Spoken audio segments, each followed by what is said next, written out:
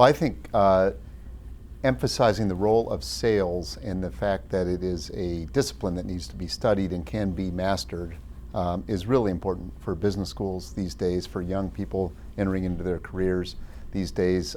I've belatedly realized how important selling and sales is now that I'm a CEO. I became a CEO late in my career, and I now realize much more the importance of sales.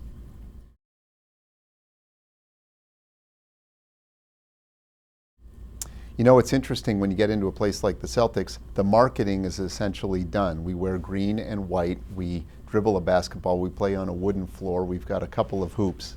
So we're really not trying to redesign the product. We're trying to sell it to people and sell the concept of coming to a Celtics game. We do need to understand the product. We do need to understand we're actually not selling a win, that we're going to win every game, but we're selling an experience. We do try to massage that, so I suppose that's marketing, but really we've got about 80 sellers in our business out of 115 people. So we just go out and sell the Celtics product, and we've been sold out 210 games in a row. Our ratings have tripled, so the selling is working.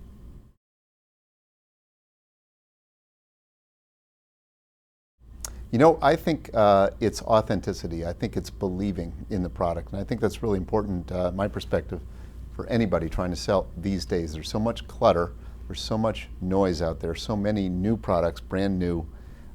People don't know what to think, where to go, what to buy.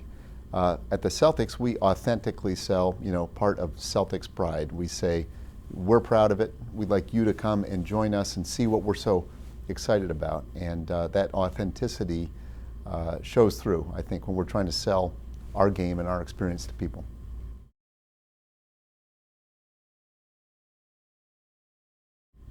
We have some MBAs in the NBA.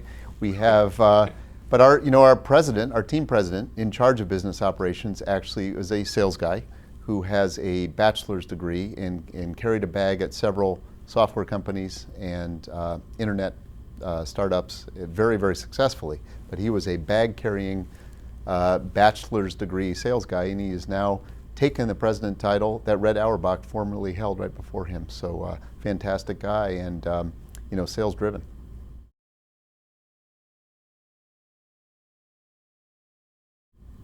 Well, I went to business school in the early 90s, a long time ago. Not 1890s, mind you, but long ago. And I didn't really encounter a sales curriculum. I think there is more emphasis now. I'm glad to see it. When I talk to college or business school audiences, I do emphasize sales. I think when a CEO meets somebody with sales experience, not just training, but real experience in selling, we can say, this is someone who's going to add to our top line and bottom line. We're going to split whatever this person brings in, give some to the seller and keep some at the business. That's a real positive effect. So selling, you can sort of pay your own way. Being overhead in marketing is a different argument, that we can afford to have another marketing person as opposed to we can't afford not to have another salesperson. So I really, I'm hoping schools continue to emphasize sales more and more.